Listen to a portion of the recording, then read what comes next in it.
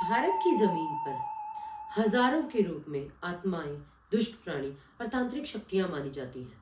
पर कुछ ऐसी भी हैं जिनका आम लोगों में नाम लेना तक अनुचित और बिना अनुमति के माना जाता है, क्योंकि इनका नाम लेना ही एक अपशकुन माना जाता है। एक ऐसी सत्ता जिसका नाम सिर्फ तांत्रिकों की सोहबत में फुसफुसाया जाता है। आज हम बात करने वाले हैं कच्चे कलवे के बारे में। कौन है कच्चा कलवा? ये कहाँ से आया? इसका निर्माण किस तरह हुआ?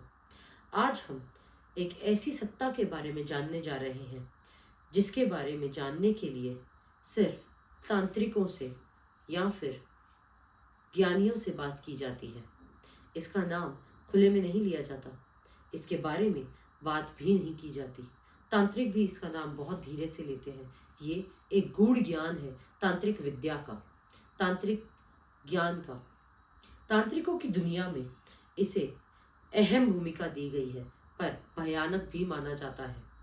आज हम उस अंधेरे में उतरने वाले हैं, उस क्षेत्र में उतरने वाले हैं जहां अंधेरे के सिवा और कुछ नहीं मिलता। कच्चा कलवा का जिक्र भारतीय लोक कथाओं में भी दुर्लभ ही मिलता है। ज्यादातर लोक कथाओं में यह जगह पे इसे दगाबाज, छायाभक्षी या फिर रात का भक्षक भी कहा जाता है।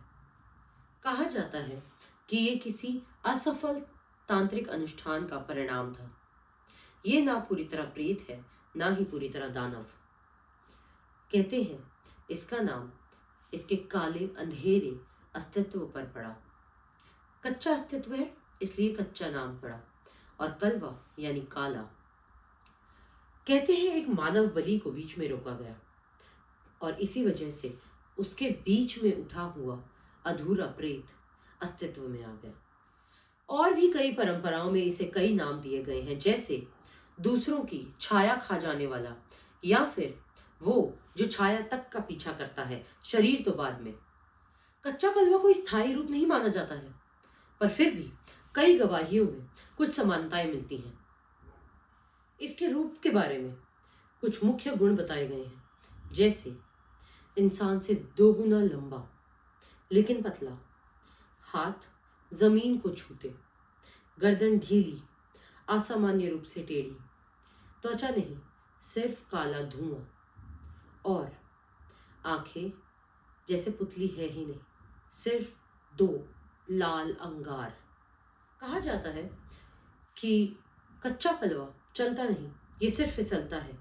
कुछ लोगों का मानना है कि इसकी उपस्थिति मात्र से कमरे की हर छाया कांपने लग जाती है, तो कुछ लोग कहते हैं कि ये छाया से ही जन्मा है और उसी में गायब हो जाता है। कच्चा कलवा का मुख्य गुण है छाया भक्षण। मान्यता है कि ये किसी व्यक्ति की छाया को देखता है और उसकी व्यक्ति की छाया के किनारे फीके पड़ने लग जाते हैं। उसके बाद उसकी छाया कमज़ोर होनी शुरू हो जाती है। इंसान की मनोबल, उसकी चेतना, सब कुछ कमज़ोर होने लग जाती है। कुछ लोक कथाओं के अनुसार ये भी कहा जाता है कि कच्चा कलवा एक शरीर को नहीं खाता, बल्कि ये इंसान का अस्तित्व खा जाता है, और इसके कुछ चरण भी होते हैं। इसकी शुरुआत कुछ इस तरह होती है कि इंसान को लगे कि कोई पीछे हमेशा खड़ा हुआ है। इसके बाद इंसान की छाया अजीब दिशा में फैलने लग जाती है। धीरे धीरे इंसान को फुसफुसाहट और आवाज़ें आने लगती हैं और मन में भ्रम पैदा होने लगता है। शरीर पतला और कमज़ोर होता जाता है, आंखें गहरी और काली होती जाती हैं, और इंसान अंदर से खत्म होना शुरू हो जाता है। उसकी ऊर्जा, उसकी मनोबल सब खत्म होना शुरू हो जाता है। आखिर में इंसान का स्वभाव, उसका अस्तित्व सब बदलने लग जाता है। और ये भी कहा जाता है कि एक बार कच्चा अगर किसी की छाया खा ले तो इंसान केवल एक खोल मात्र रह जाता है, चलता फिरता, सांस लेता, पर बिल्कुल शून्य। उसके होने से इंसान को खालीपन का अनुभव होने लगता है। कच्चे कलवे का उल्लेख खुले स्रोतों में बहुत कम मिलता है, परंतु हर जगह, हर गांव में, हर क्षेत्र में, कई लोक कथाओं में ये अलग अलग नामों से जाना जाता है। राजस्थान में इसे काला छाया के नाम से जाना जाता है।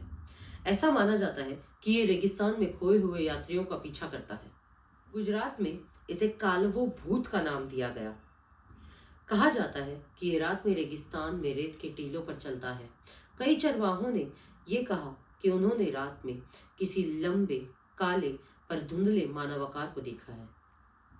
उत्तर भारत में ये तांत्रिकों के बीच में काफी प्रसिद्ध है। इसे अधूरा ग्रहित कहते हैं, जिसका सीधा मतलब होता है एक अधूरी आत्मा। उड़ीसा के कुछ पुराने तांत्रिक ग्रंथों में एक छाया भक्षक का जिक्र मिलता है, जिसे आज के आधुनिक तांत्रिक कच्चा कलवा से जोड़ते हैं। 2011 में उदयपुर में एक केस रिपोर्ट हुआ, जिसमें 3 युवक एक किले में घूमने गए। उनमें से एक युवक को एक पीछे से धीमी सी आवाज आई, इधर आओ। और जब उसने पीछे मुड़ के देखा, उसके बाद कोई कहानी, कोई बात बाहर नहीं आई। उनकी सीसीटीवी रिकॉर्डिंग मिली, जिसमें पत्थर पर अचानक एक लंबा काला साया उभरता हुआ दिखाई दिया। युवक 48 घंटे तक बेहोश था। जब उठा तो उसका शरीर बिल्कुल सामान्य था, पर वो किसी को पहचान नहीं रहा था। 3 महीने लगे उसे। कहते हैं तब तक उसकी छाया पूरी नहीं थी। कुछ लोगों का मानना है कि कोई उसकी छाया खा गया। कच्छ के रेगिस्तानी इलाके में एक कहानी और है।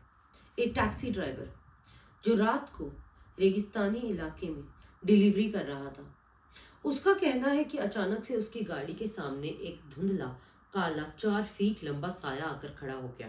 पर गाड़ी जैसे ही साये के पास पहुंची, साया गायब हो गया। 48 घंटे तक वो युवक बेहोश रहा। कहते हैं कि वो युवक सामान्य नहीं रहा। उसकी छाया धुंधली हो चुकी थी।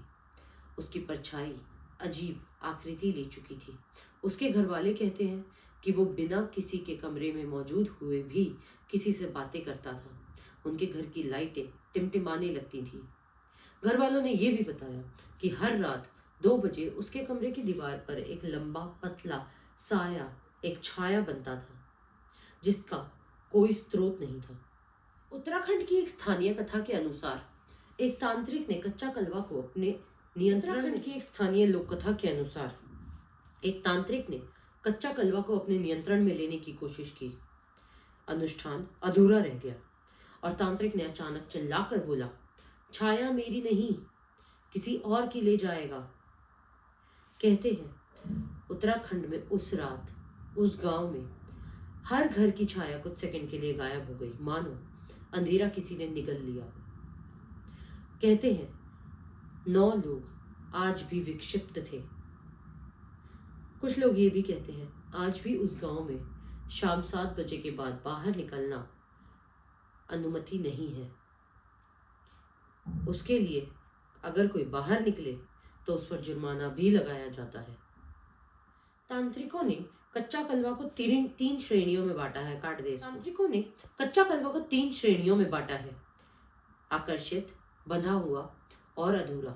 आकर्षित जो मैनिफेस्ट किया जाता है, बंधा हुआ जो तांत्रिक अनुष्ठान में बुलाया जाता है, और अधूरा जो किसी मानव बलि का अधूरा रूप होता है, यानी कि अगर मानव बलि अधूरी रह जाए और वो अनुष्ठान पूरा ना हो पाए। कहा जाता है कच्चा कलवा मंत्रों से नहीं डरता, ये अग्नि से प्रभावित होता है।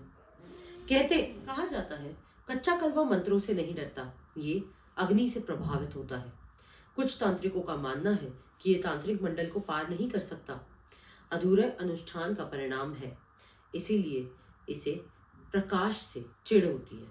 कच्चा कलवा के होने के भी कुछ संकेत मिलते हैं, जैसे आपकी छाया की आकृति का अचानक बदल जाना। घर में कच्चा कलवा के होने के भी कुछ संकेत होते हैं, जैसे छाया की आकृति का अचानक बदल जाना, आपके घर की लाइटों का टिमटिमाना, घर की खिड़कियों और दरवाजों पर धीमी खटखटाहट की आवाज़, और आपकी आंखों में अजीब सा खालीपन आ जाना। कुछ लोगों का कहना है कि कच्चा कलवा के होने से एक धीमी हवा का झोंका लगता है, तो कुछ का मानना है कि आपको हमेशा पीछे किसी के रहने की आहट सुनाई देती है, पर पीछे होता कोई भी नहीं। लोक मान्यताओं में कच्चा कलवा से बचने के कुछ उपाय दिए गए हैं। कहा जाता लोक मान्यताओं में कच्चा कलवा से बचने के कुछ उपाय दिए गए हैं। माना जाता है कि कच्चा कलवा एकांत और शांत जगह पसंद करता है, इसीलिए शोर, प्रकाश और बिना एकांत के यानी कि अकेले में ना रहने से इसे कमज़ोर किया जा सकता है।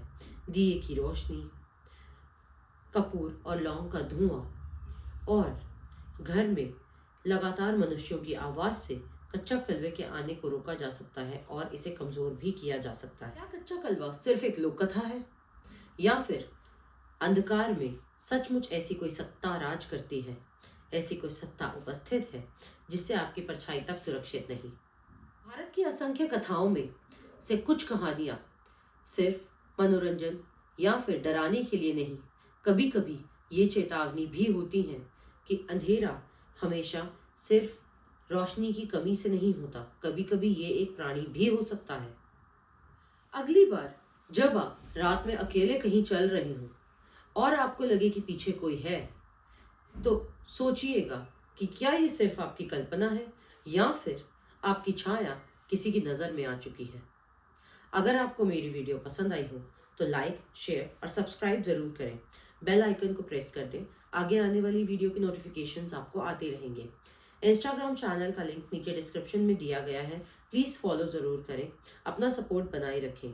और हाँ, कमेंट सेक्शन में ज़रूर बताएं कि अगली वीडियो कौन सी हिंदू पैरानॉर्मल एंटिटी पर होनी चाहिए या हिंदू ऑकल्ट एंटिटी पर होनी चाहिए। तब तक के लिए मैं आपकी अपनी साइकिक गाइड महिमा आपका धन्यवाद करती हूँ, आप तक के अभी तक के बनाए गए सपोर्ट के लिए। धन्यवाद।